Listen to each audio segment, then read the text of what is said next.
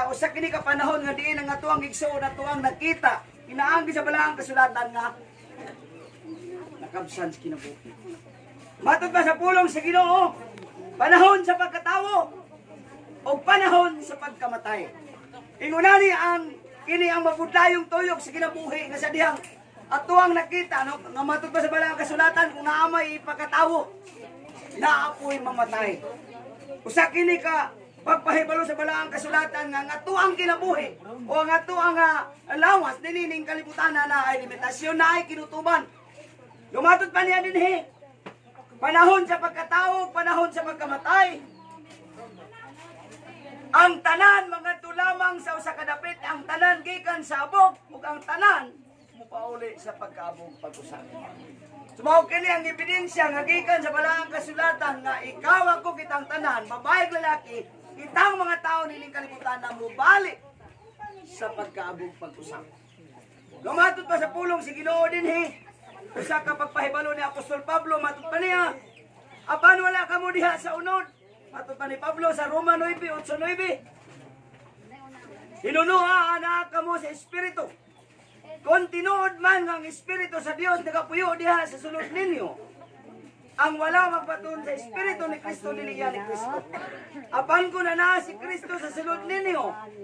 Bisan patay kamong mga lawas tungod sa sala. Ang inyong mga espiritu buhi tungod sa pagkamatarong. Usa ka pagpahibalo sa Ginoo nga bisag patay na ang lawas sa tuwang igsuon. Ang mensahe, ang pulong sa Ginoo nga iyang nadawat kaniadto matod pa maoy mohatag niya kinabuhi ini abot na sa tuwang Ginoo. Nang usa ka ebidensya nga bisag mamatay ang atong lawas usa ka paglawom usa ka assurance nga gipahibalo sa balaang kasulatan nga bisag mamatay ta mabuhi ta. Amen. Nang matod pa sa pulong sa Ginoo.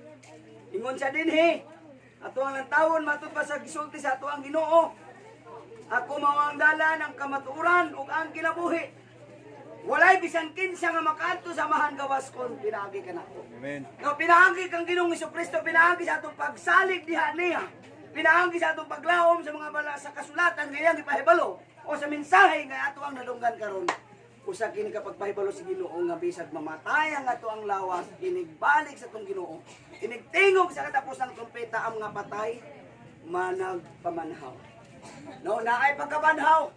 Pagkabanhaw nga padulong dito sa kalaglagan ug pagkabanhaw nga padulong dito sa kingharian. That's why niini mga taknaa ato ang paandaro ng ato ang mga unahuna maghimo tag desisyon sa atong kinabuhi asa ta. No, where will you spend your eternity? Asa nato spend ang atuang kinabuhi. No, nining kalibutan na asa ta magsalig. No, isalig nato diha si Ginoo. Lumatod pa niya dinhi. Lumatod pa niya. No, ato ang taon ang ipabot sa Ginoo dinhi sa gisulti ni Pablo. No, ingon ang balang kasulatan nga iyang ipabot diha sa matag usa ingon siya dinhi. Kung nagpuyo sa sunod ninyo ang espiritu sa nagbanhaw kang Hesus gikan sa mga patay. Siya nga nagbanhaw kang Kristo Jesus gikan sa mga patay, magahatag usabog kinabuhi. Ganha sa inyong may kamatayong mga lawas. Pinaagi siyang espiritu nga nagpuyo sa sulod ninyo. Usa ka papagpahibalo sa ato ang Ginoo nga bisan pag ang ato ang lawas mamatay banhawon niya nga may kinabuhi. No matod pa sa Roma 8:11. No, siya magahatag usabog kinabuhi nganha sa inyong may kamatayong mga lawas pinaagi siyang espiritu nga nagpuyo sa sulod ninyo. Usa nini mga takna ang mensahe nga ato ang nadungog. Kinahanglan nato ning ikinabuhi ipasulod nato sa among nahuna kasing-kasing anuman. Usa kini kapag pahibalo sa Ginoo diha sa imuha sa kuwasa to ang tanan nini mga takna. No, usa ini mga takna manindog ta. Kung magpasalamat sa Ginoo, no? May nga naman naapay Bible dito sa lungganan. No? Ini mga takna, ato ang ginapas ang oras para simulan, malindog ta, ato ang pasalamatan ng Ginoo, ato ang iampo ang atong igsuon, diha si Ginoo. No?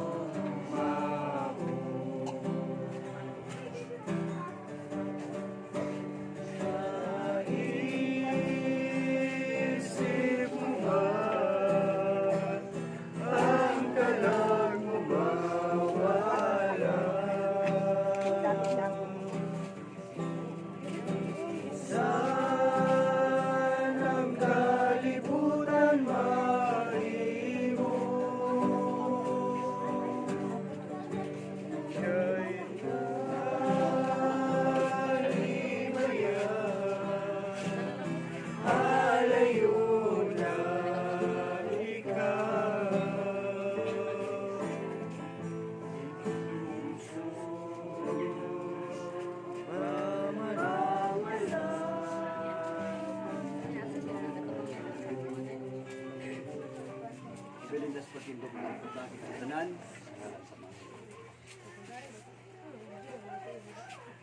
Hindi mo Diyos kung wala alis. Yung pinakabis mo ulit. Pagka nang sinusunod na kasi naglapat.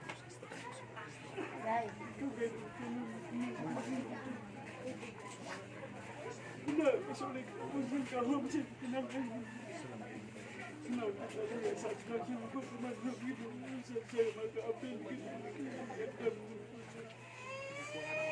Pala taro Diyos, nagkasakit ka kung kumalagay ang gusto ng ginawa ko na kakita. Pero pinahapin niyo Diyos ko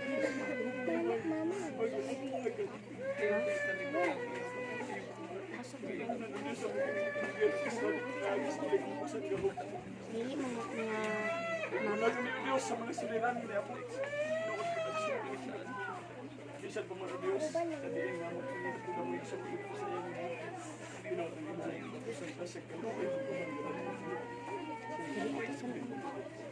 Kiring tanan o Diyos ang ito yan, kisalik, kinaagi sa lagit ako sa kamong sa ngalan ng